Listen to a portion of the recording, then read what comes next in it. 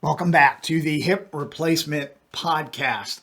And you're going to have to excuse me a little bit today, maybe, because I've had a lot of caffeine this morning. I'm trying to get rid of it. I'm drinking a lot of water. I'm trying to be active a little bit more this morning, but I've had a lot of coffee. My family recently took a trip to Hawaii, and I'm not much of a coffee drinker, but when you're on Hawaii, you have to drink the Hawaiian coffee. And we also went to a coffee farm and bought some beans, some coffee beans, and we brought it back home. And my wife has wanted to make coffee in the morning lately. So I've been having a little bit, and it's a lot of caffeine for me. I'm not really a caffeine person or a coffee person, but here we are. I'm going to try to get through this as best I can. So bear with me. And going on that trip reminded me of another topic that we can talk about in the future, and that is long flights. How do you get through a long flight with a hip replacement? Or what are some things to think about for a long flight with a hip replacement? We'll talk about that in a different episode. But anyway, here we are today. Let's do this, all right? And this is the second year of the podcast. Year 2 of the podcast. And my focus or my goal this year is to really connect more with you. So I love it when you send me messages, emails, or in the contact form, and you share your progress, and even when you recommend topics. And I get those occasionally. And I love getting those because I really want to hear what's important to you. And that's what happened for this topic, for this episode. And today's topic was suggested by listener Jess. So Jess, thank you so much for your message and recommendation for an episode on Gait, or walking with a limp. This one's for you. And this was a very, very challenging topic because it's absolutely huge. And we could talk about it. We could talk about Gait and walking and the limp for 10 hours, and we still wouldn't get through everything. So the challenge of this episode was breaking it down into something helpful and meaningful to you.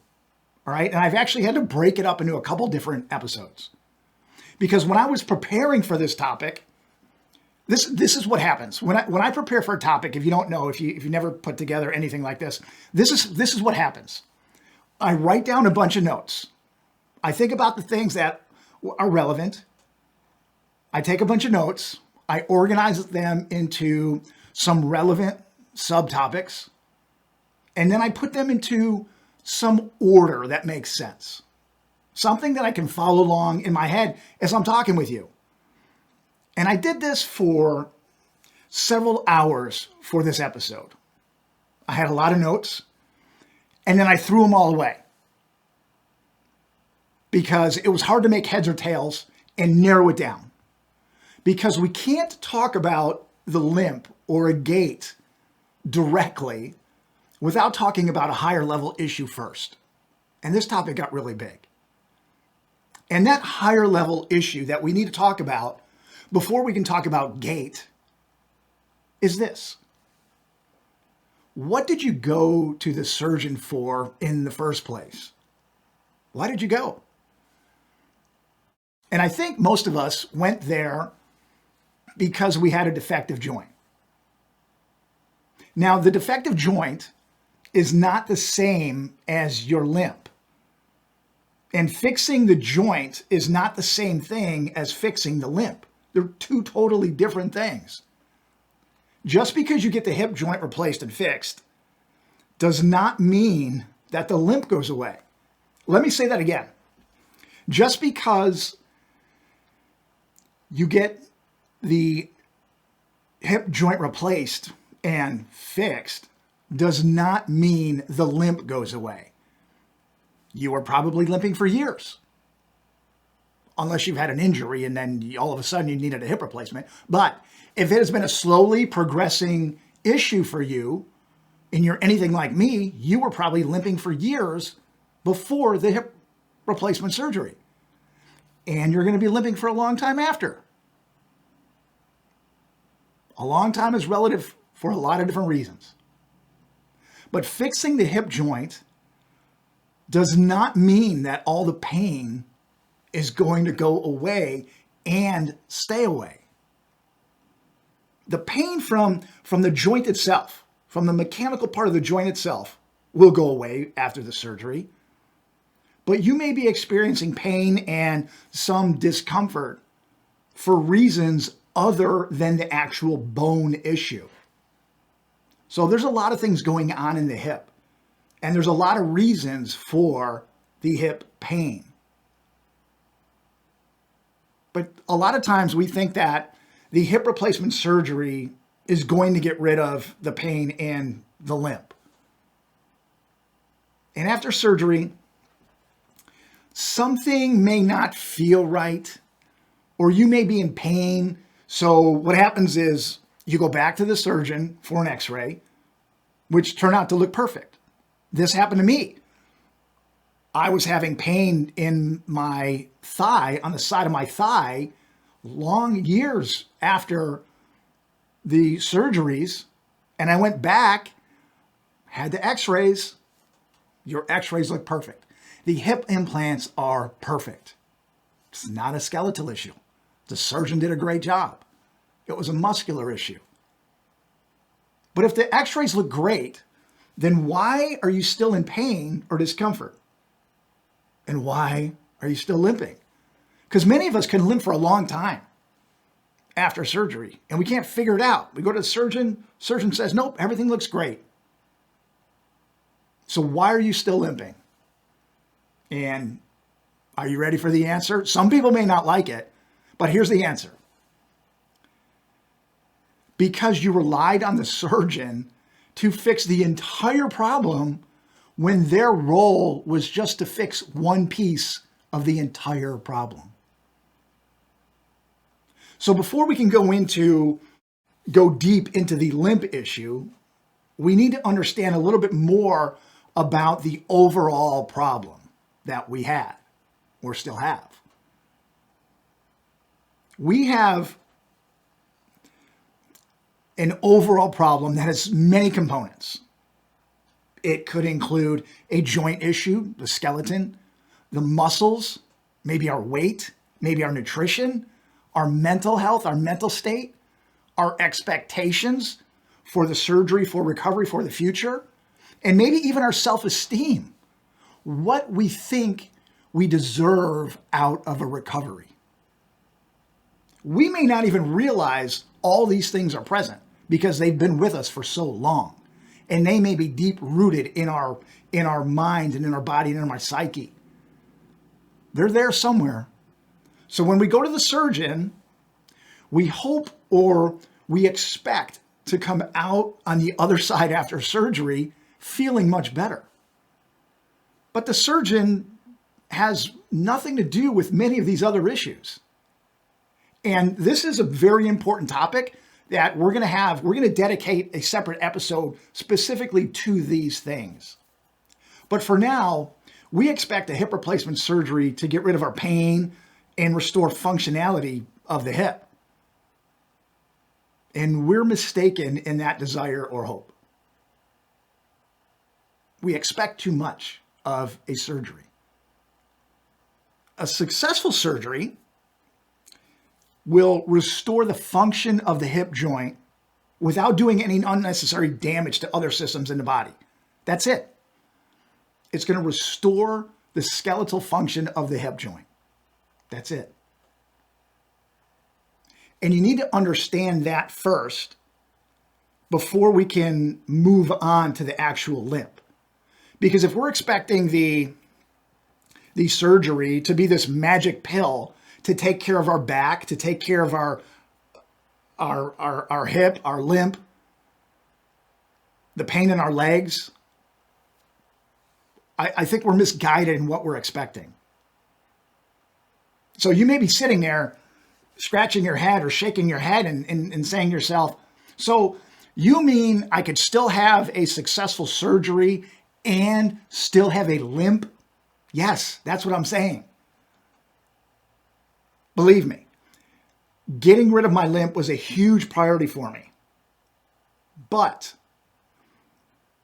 I was fortunate enough to ask a lot of questions and to do some research and have a surgeon and physical therapist guide me and explain the purpose of the surgery and explain the purpose of the physical therapy and explain other things that I may have to deal with.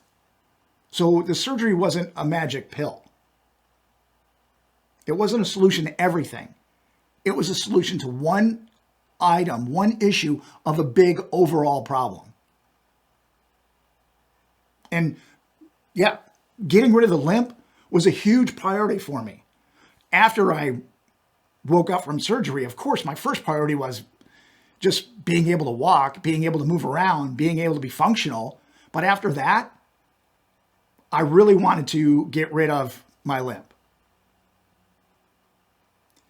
Years before my surgery, even years before my surgery, I was limping around and it just got worse and worse and worse. And obviously the farther I walked, the more I was limping. And it really impacted my life for years before because I would change what I wanted to do. I would change where I was going. I would limit myself to where I could go, where I wanted to go, because I didn't want to walk that far, because I didn't want to limp. I didn't want to be out in a park or out golfing or out on vacation and not have somewhere to sit down other than the ground or not have things to hold on to. And I didn't want to have to walk too far because I didn't want to make a scene. I was too embarrassed about it. It was a visible sign that I had a defect. And even going around work in my office building, I did my best not to get up from my desk and walk around. And if I did, I tried to keep my walks short. I held on to things to kind of hide my limp. I didn't want to be that person with the limp, be that person with a defect. I didn't want to appear weak in my office job or just out in public. When I went grocery shopping, I always wanted to hold the cart so that I could use the cart as like a walking aid. And that was embarrassing to me because I was in my 30s when that was happening. So it was a very difficult time for me as I was dealing with this limp because it was this outward sign that I had a problem. And I couldn't really hide from it totally. So getting rid of the limp was a huge priority. And when I was in my office job, I used to wear this a lanyard, okay? And is a necklace, and at the end of the necklace or lanyard, it had an ID badge. And we had to carry these around everywhere so that we could gain access to different rooms or different floors in the building, or even access to the building. Some people wore lanyards, like I did. Some people wore them like with a clip on their belt or around their waist, something. They clipped it to their waist, right? And the reason I chose to wear the lanyard rather than having it on my waist, even though that wasn't really the hip thing to do, people mostly wore them on their waist, was because it was a signal to me. It told me if I was limping too bad. Because what would happen when I was limping too bad, the lanyard would sway back and forth from left to right. I would be so used to limping that I didn't know I was actually doing it. But the lanyard swaying back and forth across my chest would remind me that I was limping, and then I could proactively try to stop limping.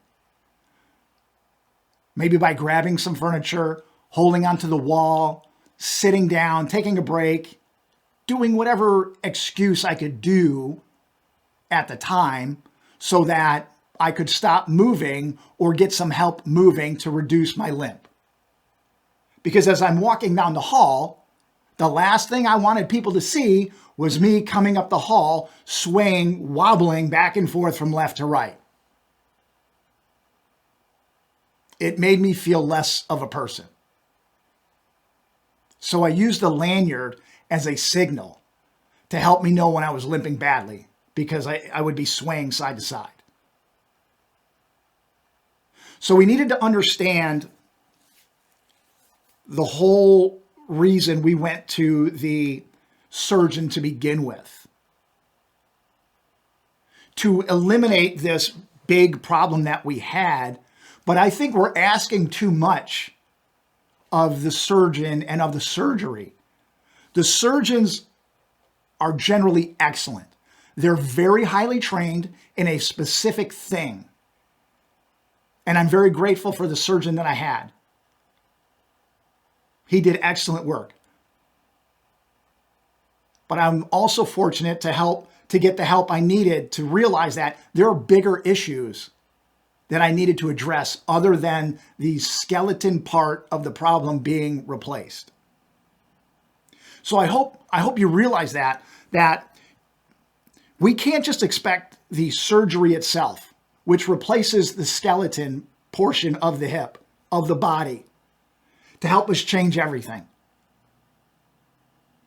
That hip may work perfectly now or after surgery, and you could still have a severe limp.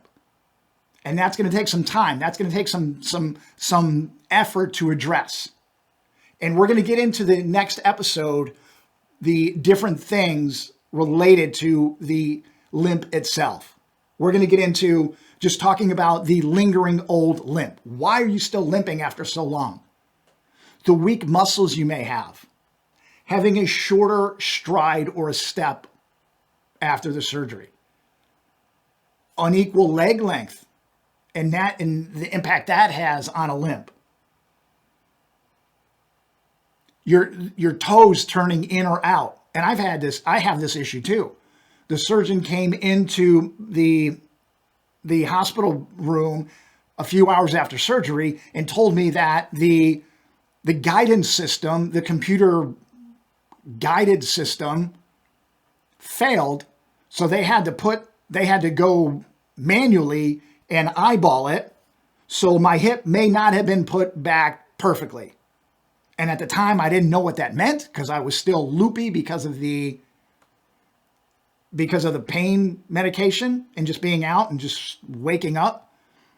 But I found out later what that meant was that my second hip replacement, my toes are turned open because the hip was put back slightly open. Not severely, but open. So we'll talk about that. And finally, we'll talk about poor balance after a hip replacement surgery and why that may be happening. The last thing we want is poor balance to cause us to have a fall or to cause us to wobble back and forth or to do things and take risks that we really don't want to be taking with a hip replacement surgery. So we'll talk about all those specific things in the next episode. But today I just wanted to get out there that we may be expecting too much from the surgeon and the surgery, because their purpose is to address one small piece of an overall bigger issue. So hopefully that point came across today. And we'll get into those other specifics in the next episode. But thank you so much for tuning into the Hip Replacement Podcast. Until next time, I wish you the best recovery possible. Take care.